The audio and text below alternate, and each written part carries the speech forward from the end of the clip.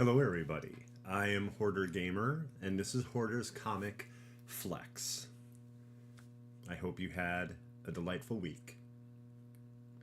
Getting to the holidays, just a few days till Christmas, but all the other holidays too are awesome. And like every episode here, we have comic book reviews. We toy around a bit.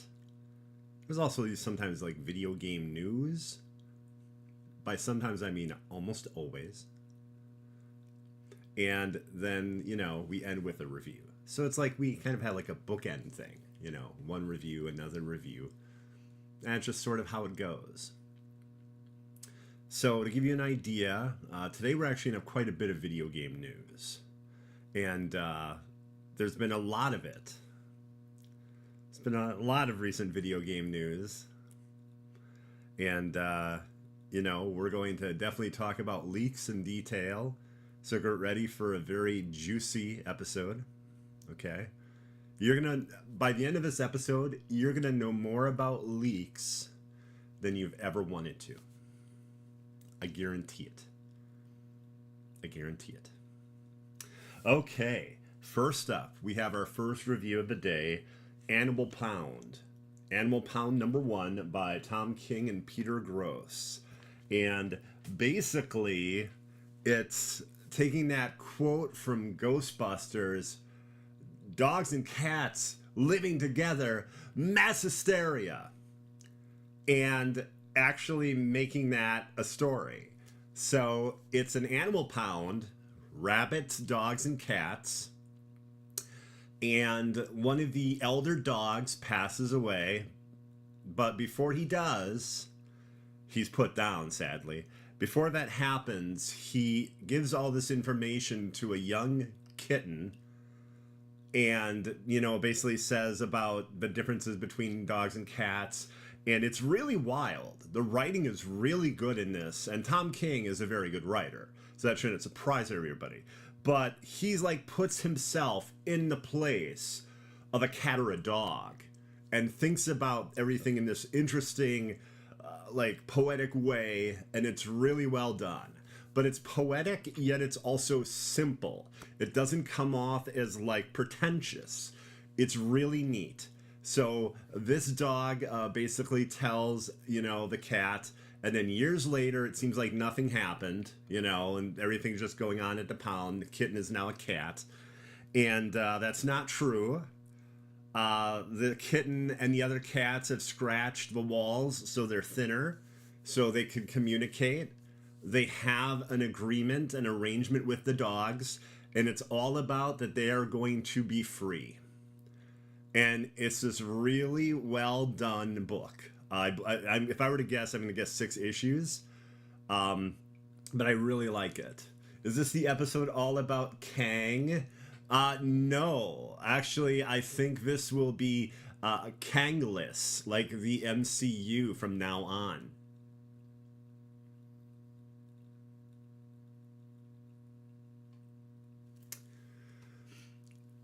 Okay. That was a lot. I wanted a long pause, like they called it a pregnant pause, but I think even I went too long there. Although you could say pregnant pause, PAWS, because the first book we're reviewing is Animal Pound, with a lot of dogs and cats. You could say that. But yeah, there's a lot of great details. There's the fact that the lead dog that the cat works with is named Titan, and Titan has decided they're not going to act like man, and they're not going to kill any of the employees of the pound or anything like that. So they nip at a few of them, growl at a few, and they just kind of run out of the pound. One of them gets bitten very lightly, and there's some bleeding. But then Titan drags that person by their collar out of the pound and leaves them there on the sidewalk. So he's not probably going to die or anything. He's got a very minor bite. But that had to happen for Titan to get loose in the first place. And now you have this whole neat scene with the cat and the dog, cats and dogs, and they're like, okay, so what are we going to do about the food? Although they're not talking about lettuce or steak or kibble. They're talking about the rabbits I mentioned earlier that are also in the pound. And the cat convinces the dog and the other dogs and the other cats that they're all together now. The rabbits are not food. So basically, it's almost like Animal Farm taking place in an animal pound, name of the book, and there is a certain cat, another one, that was in a couple scenes earlier in the book that might have some sinister ideas that may not be quite along with everyone else's train of thought. But yeah, it's been really good. I definitely recommend Animal Pound #1. You'll know by the end of #1 if you want to continue it, okay?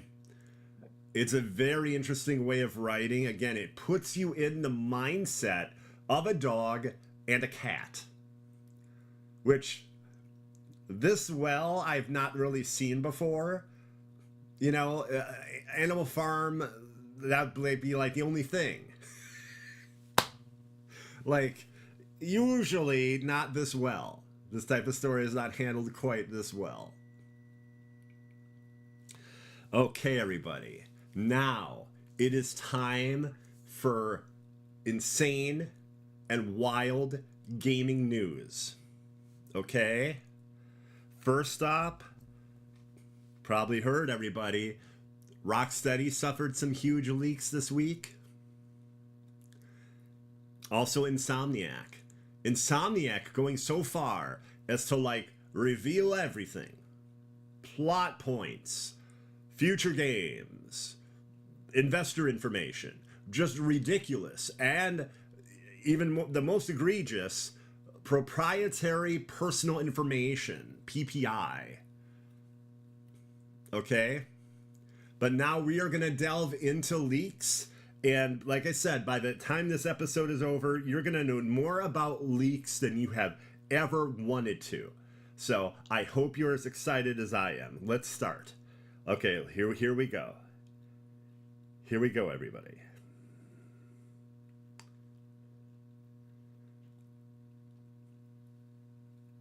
The leek is a vegetable, a cultivar of Allium ample-oprosum.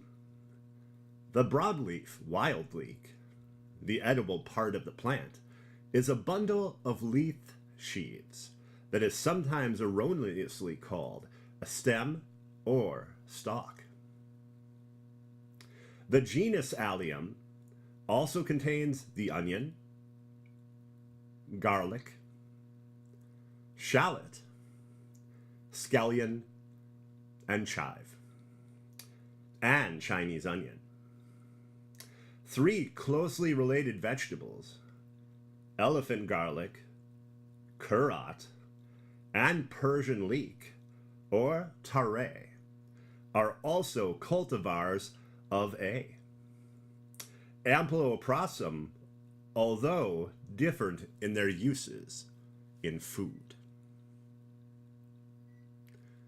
And just like I promised, you all know more about leeks than you did before watching this episode. Because I sure as hell am not going to cover story leaks or Insomniac leaks. That's the only type of leak I will be covering in detail of that nature. Super incredibly small things. A character skin. A game mode. Sure. But this was on the next level. This was just awful. Okay? It's a serious situation. Insomniac might have to, reboot certain things. I mean, I don't know that they can just be like, oh, everyone knows everything. All the plot points, all the characters. Everyone just knows everything now. And I do think it was probably the right idea, though, not to pay the ransomers. Because, again, this wasn't just someone just goofing around. This was ransom. The person wanted, I believe, was $2 million in Bitcoin. Okay. Don't worry, though. We do have actual fun and enjoyable game news. Not just, you know, me using a play on words on a leak. That's not all we have today. So, there was the second episode of Suicide Squad Insider today. And there was a lot in it. Okay? So things we can totally like talk about. Rick Flag is in the game. So Rick Flag, who you saw in the 2 Suicide Squad movies, he's in the comics. That character is in the game. Okay. And then you have themed weapons. So they showed Black Mask and Heatwave themed weapons, and they looked really cool.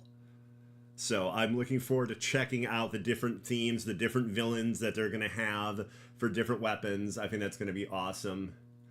Sony should have paid to protect their employees. You're giving in to criminals, though. There's 2 ways to look at it, Mike. And who's to say if they paid that $2 million that these jackasses wouldn't be like, oh, thank you. And a month later say, you give us $4 million.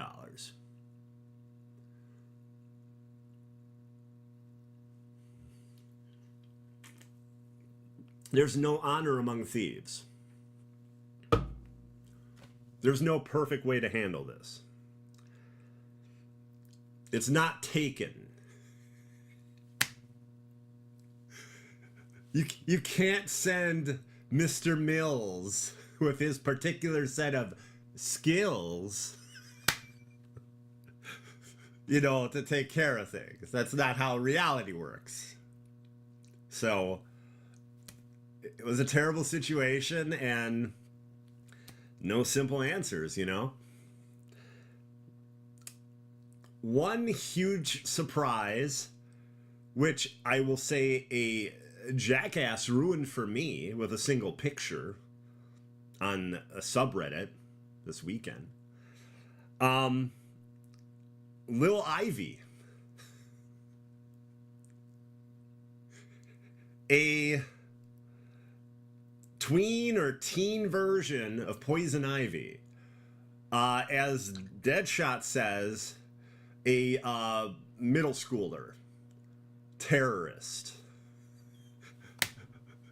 There's this hilarious moment, everybody, in Insider 2 that I was cracking up at, that like everyone who I watched their impressions of, no one thought it was funny. I thought it was great.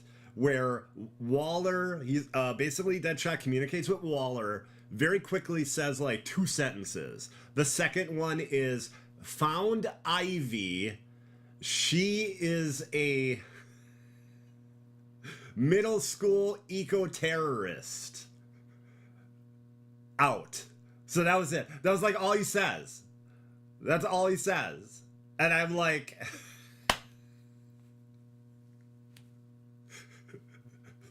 thinking of Waller on the other side, like, what in the hell is going on here? Like, I just thought it was really funny. And Lil Ivy no longer goes by Poison. In fact, she calls Captain Boomerang a weirdo when he insists on calling her Poison Ivy. She handles afflictions having to do with different types of plant toxins. So, the ones we know about for sure that were in this Insider are Diablo Blaze, fire damage based, but each affliction has a 2-way street. It does something really cool, it's really powerful, but then it's something that makes it challenging for the player. So, Diablo Blaze fire damage, but you can't harvest shield from the enemies you use it on. Deep freeze. Freeze enemies, but they don't drop ammo when you break them. So when you freeze them, they turn to ice, or and then you like shatter them. But once you shatter them, you're destroying the ammo, so you can't get that either. So you have to make a decision as to how you're going to go about this, what abilities you're going to use. You have to be judicious in that. Okay? Now, they only mention those two, but there's 4 afflictions in the game. They mentioned that in the Insider. There's 4 afflictions, but they only talk in detail about 2 of them. I mean, I'm going to guess one of them's poison, right? You have fire, ice, poison, I would think. Even though she doesn't go by that name anymore, using toxins and all that would make complete sense. That would be one of the afflictions. I don't know what the opposite side, though, would be. I don't know. Maybe it drains your health when you use it. Maybe it's really powerful, but the same poison you're using on enemies affects you. That's a guess. I have no idea. I have no damn idea. But yeah, like I said, each affliction has a benefit and a cost. Then they basically broke down, so you've got Lil Ivy, or just Ivy, okay? You have Gizmo, and Gizmo is like air vehicles. It looks like specifically air-based vehicles, like flying airships with insane guns and cannons on them. And there's this cool scene where you see, I believe it's Deadshot, piloting the airship and like firing its guns on a tank and a number of Terminats. So it looks really cool. It looks really neat. Now this is where things get interesting. Then they introduced Toyman. Now this is the good Toyman. And this Toyman in the game is a huge fan of Superman. Toyman's real name, his first name is Hero. It's not Winslow Schott. It's a different Toyman. And basically his whole thing is weapon alteration, customization, and here's where things get interesting. He possibly handles ground vehicles. So, what they showed today is he takes a little toy van with a Superman symbol, puts it on the ground, and it becomes a full-size van. Okay? That I call the Super Van. Just like Superman, Super Van. One word. Okay, so there's that. And then, if you'll remember, all the way back to February of this year still, when they showed off Suicide Squad Kill the Justice League, and everyone lost their mind and became the kings of haters. The kings and queens of haters evolved from that point. When that happened, in the presentation there, you saw something that looked like a Batmobile crossed with a buggy, which I call a Batmo buggy. And I'm thinking that if Toyman is building vehicles that are based on heroes, maybe villains as well. I mean, it's mostly heroes because he loves heroes. Then I could think that the Batmo buggy, again, I don't know if that's the name, that's just the one I came up with, could be a ground vehicle as well. And that might be something that he does too. Because otherwise, if all he did was alter, like melee weapons and guns, and maybe even like your shields and stuff like that, then why would he have the super van? What other answer is there for the Batmo buggy that we saw in February? And then we have the Penguin, who is, and many times in the comics, an arms dealer. So that was a very good choice to bring the Penguin in. He'll be a weapons dealer / gun builder. Like, you'll kind of be like, what kind of gun you want, and Penguin makes it happen. In the Insider today, they showed some people decked out in Penguin gear, and they were building guns at his specifications. So, it looked really cool. I very much like what I saw today, And everybody, there is more. Not everyone realized it, but on the official PlayStation blog today, there was some information. So they talked about things there that were not talked about in the Insider today. So, first thing about Harley Quinn, okay?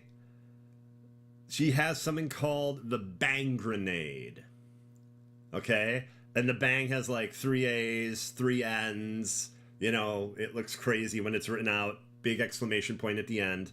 It delivers an earth-shattering blast, but you only get one of these grenades at a time, okay? Only one at a time. However, she has a number of tricks up her sleeve to make up for it, like a bullet-propelled grenade, a devilish flavor of submachine gun that triggers the explosion of whatever grenade you have equipped on a critical hit, or something called the Prison Pinata, a legendary melee weapon that makes shield harvest kills drop grenade ammo, and the gift that keeps on giving, a nesting doll, a grenade that has a chance to spawn another grenade on every grenade that hits an enemy. Okay, so this is very exciting for me. This is some of the crazier shit, okay? This is the type of stuff that Borderlands does. One of the issues I had with what I've seen previously in the game is while some of the weapons were really cool, there weren't like insane ones. These, I would say, are pretty insane ones, and they show that they can have some really creative uses, utility, and everything like that. So now we go to Deadshot, okay?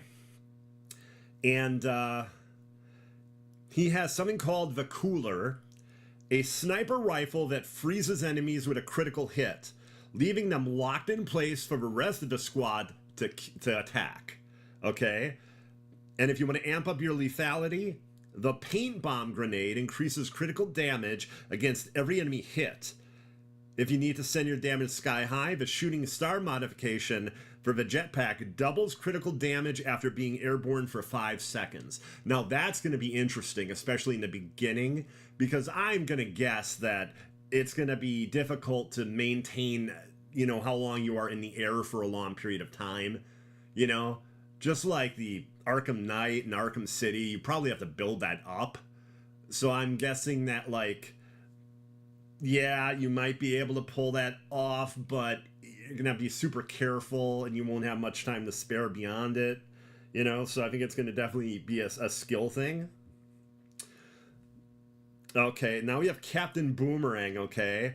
They showed this. This they actually did show. The Great Suspender. Like that popular song, like, I'm the Great Pretender. You know that one? Okay, so they have the Great Suspender, and Boomerang can unleash the power of the Speed Force Boomerang, launching enemies into the air and sending them into slow-mo for a couple of seconds. Once they're up in the air, you can ensure they're totally plucked with the Turkey Shoot, an augmented shotgun that does massive damage to slow-mo enemies. So probably basic damage or lesser, but if the enemy is in slow-mo, then it's going to tear them apart. This will prove Captain Boomerang is a team player. And then we have King Shark. Okay. With his traversal mod Give Tribute, Nanaue will instantly turn any enemies he dive bombs into shield harvestable status, allowing him to overcharge his shield and seriously tank up. Now that's awesome because he is the tank. He has the most health. They told us this in the first Insider. So he's like a tank already. You can make him even tankier now. Okay. And then with Harvest Rain, a variant on his trusty combat knives massively increases damage. Okay. So yeah, this is all from the official PlayStation blog. And again, a lot of people didn't know about it. So I definitely wanted to cover that too, because there's some pretty exciting stuff there about more, you know, interesting weapons. You know, I'm sure I'm not the only person that was looking for more Borderlands type weapons. And here we go, some crazier ones. Some that really befit you know, an insane concept like the Suicide Squad taking on, you know, the epitome of gods, basically, under the control of a malevolent alien, you know, Brainiac. Okay, everybody. We are done with gaming news. And like I said, we had a lot of it this week. We had a nice big chunk of it. But now it is time for us to toy around. And first up, we have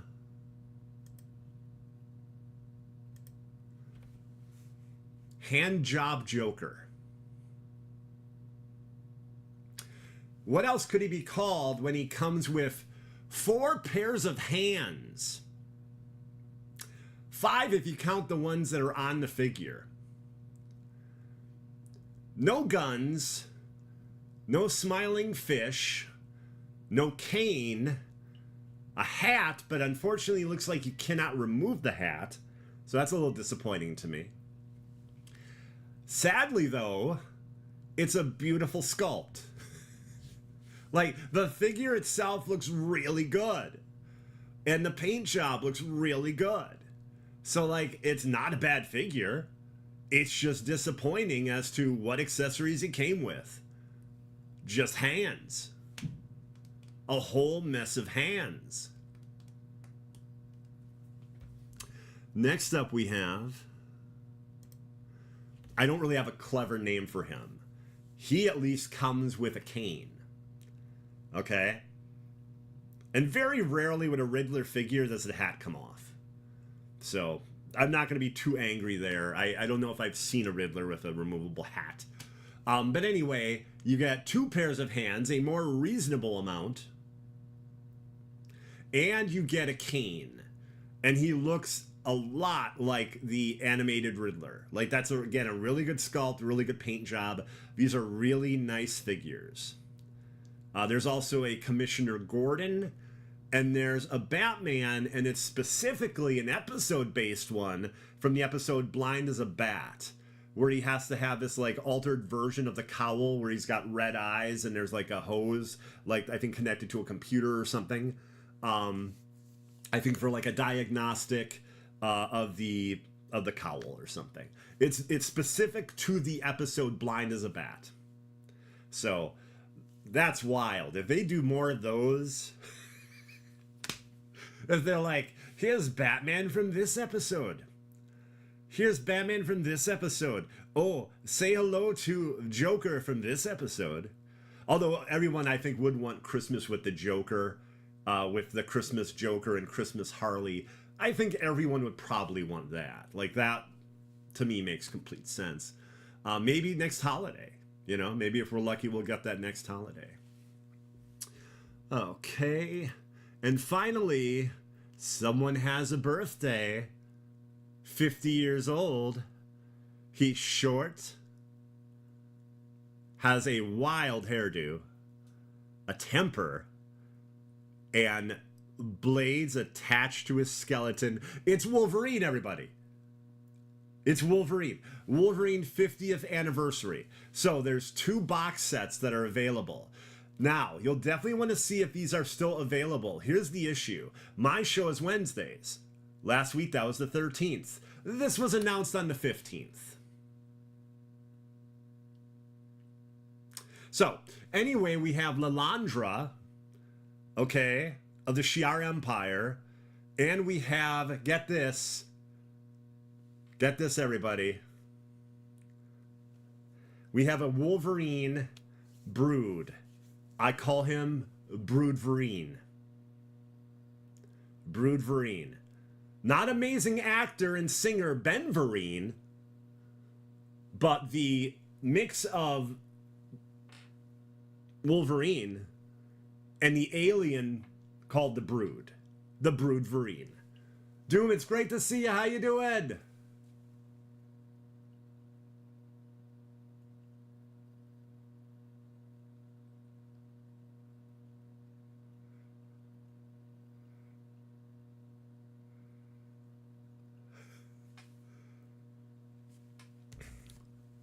Give me 1 second, everybody. I think we got something exciting happening here. if I'm reading this correctly.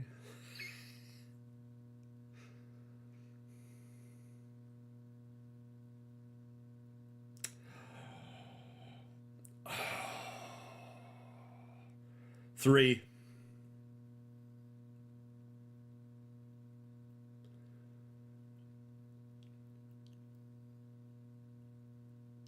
Three. I do like two. But I think three is better for what it conveys.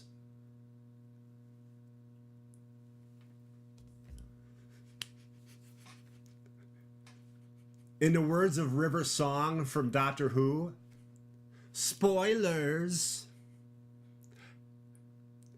So I can't really say what I just did there, but it's still pretty awesome. It's still pretty cool.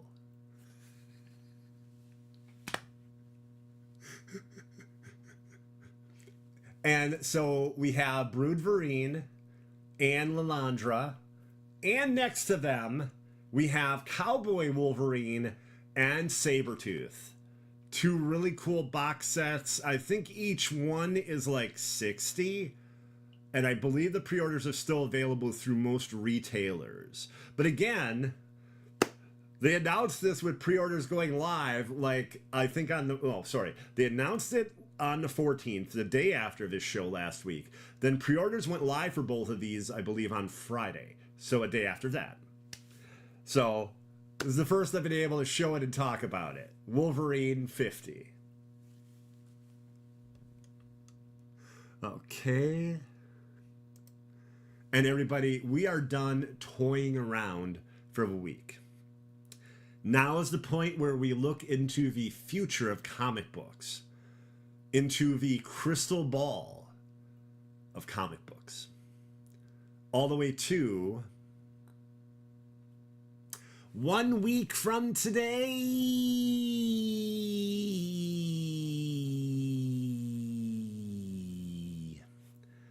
Okay.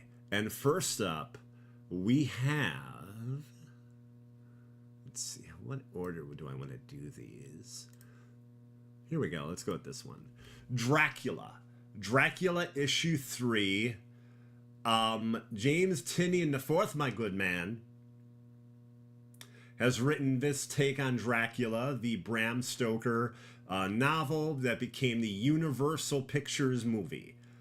And that's what this is based on. And it's really awesome. So not only does it follow the movie, but it does some very cool, clever things inside the movie. It's hard to explain it exactly. Like, there's a little bit more context, a little bit more detail on things, but it doesn't go against the things that happened in the movie that made it such a classic. And the artwork is absolutely gorgeous. It is beautiful artwork. There are pages in issue 1 and 2 that I think should be like posters. And I wouldn't be surprised if the studio decided to do that. It looks so good. But yeah, Dracula has been a huge surprise. Like, I thought it would be pretty cool, but it's been awesome. And this is issue 3. I'm not sure if it's 5 or 6 issues, but yeah, it's great. Next up we have Batman Beyond Neo-Gothic number 6. Now, not only is that a cool cover, the main reason I'm talking about it is not so you run out and buy issue 6, even though you haven't read issues 1 through 5.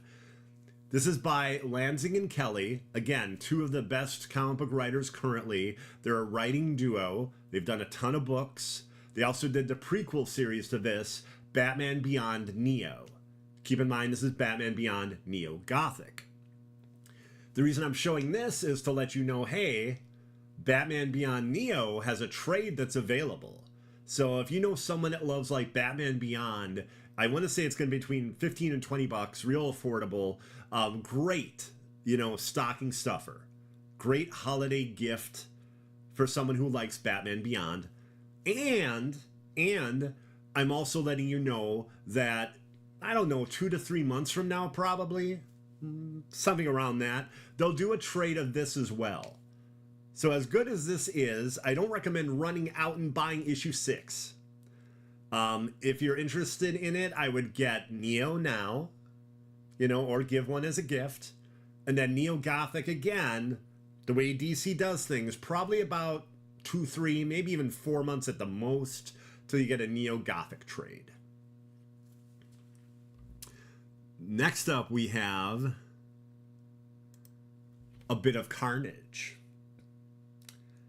Cletus Cassidy is back, everybody. And he's looking for a cult.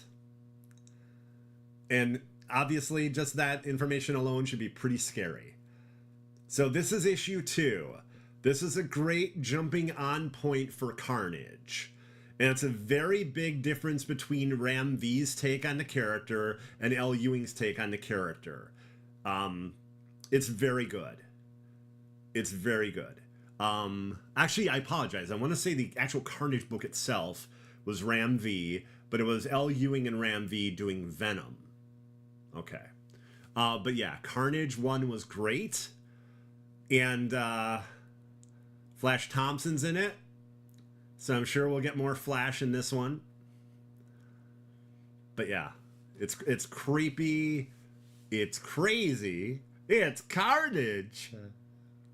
I had to I had to try that. Okay. And finally, everybody, our comic book news ends with Timeless #1. A new Power Man with the powers of Sentry, the Hulk, and Iron Fist. That should excite people right there. And the question, who is he now? Who is this new Power Man? And what is he facing? What are the Marvel heroes facing in this upcoming year in Marvel Comics? Well, that would be Moon Knight Unending. A unholy mix, combination of Khonshu, God of the Moon, and Stark technology. Moon Knight Unending. That for me is enough. Marvel loves to do this, by the way. They love to. DC does as well. Usually at the end of the year, they'll have some book that's like, look what's coming next year, everybody. Look what we've got on the way. Look at that. And this is again by Lansing and Kelly because they write every book now. But that's okay because they do it well. But yeah, Timeless #1, and it's going to be a supersized issue. It's going to be like $6.99, but it's going to be like double, if not triple, the size of a regular comic book. So you should get your money's worth. So, okay. And with that, everybody, we are done with our very brief glimpse into the future of comic books. Now, the show isn't over yet. Next up, we have our final review, and that is Batman Off-World #2. This series is so good that I have actually reviewed issue 1 on this show about a month ago, and now we're reviewing issue 2. I don't think we're going to try doing all, I believe it is 6 or 8 issues, but it's really good. It's a really wild take on Batman, and like the concept of it is so great. So basically, in the first issue, a mobster in Gotham gets the assistance of an alien being to be an enforcer. And Batman ends up facing this alien, and the alien beats the crap out of him. Now, this is a younger Batman. This is, I want to say, in the first 2 or 3 years of Batman's tenure. Okay? And he's like, well, this isn't good. And if I'm going to protect Gotham, and, you know, just Joe Blow gangster can have an alien working for them, and it does this to me, I need to figure out something. So he uses Wayne Technology money. He builds a rocket ship and goes into outer space. Okay? With the point of actually facing off against nightmarish, dangerous aliens and becoming a better Batman. And being able to physically fight them, mentally fight them, challenge himself. So very similar to the idea of him going and training in martial arts and everything like that. He goes into outer space to fight all these crazy aliens. And he becomes a prisoner, meets a woman by the name of Ione, and they together are trying to save the other prisoners and try to stop them from being beaten and killed by the guards. Now, the main person in charge, like of security, is an alien species known as an Ikarian. And at one point, basically, Bruce is able to escape this prison with the help of a punch bot, a robot that fights and will feel dejected if you don't hit it, and Ione. So basically they escape, and Batman makes sure that the ship lands on Ikaria. So he knows how to face this incredibly dangerous threat. And then he picks a fight. The book is great. The book is great. There's this amazing scene where they have these like storm shields and they have space debris that has to be removed from them. And you see Bruce save someone's life. And one of the security guards is like, let him die. Just let him die. And like, you know, because it's Bruce Wayne. He's like, I don't allow that. There's this great scene where Bruce is talking to Ione and she's like kind of surprised by him and like the things he will do and will not do. And here we go. This sums it up in one little sentence. Don't drink. Don't kill. Hell, next you'll tell me you don't use guns. And of course, Batman is, you know, completely silent then. But yeah, this is a great book. Jason Aaron doing a Batman story. Fantastic. Really good, really great and interesting take on Batman. And yeah, I will be very surprised and a bit upset if this isn't turned into one of the, you know, next awesome DC animated films. That's how good the story is and how interesting it is. Okay, everybody, we are done with today's episode. I want to thank you all very much for watching. I want to thank Doom Squad Gaming and Doomkiller HD for letting me borrow the channel again. Thank you. Thank you very much. And let's see. For whatever reason, if you wanted to see more of me, God knows why you would, twitch.tv/Hoarder Gamer. Right now I'm doing a lot of Warframe, actually. I'm enjoying Warframe. And let's see, Baldur's Gate 3, that's going to be coming to the stream soon. And end of January, Suicide Squad Kill the Justice League. If I were to guess, I'm sure that a number of members of Doom Squad Gaming will be playing and enjoying that game, whether it's the end of January or early February. If I were to wager a guess. But everybody, I hope you have a happy holiday and a wonderful week. And I will be back next week, Wednesday, with another episode of Hoarder's Comic Flex. Thank you very much, and I will see you later. Bye-bye.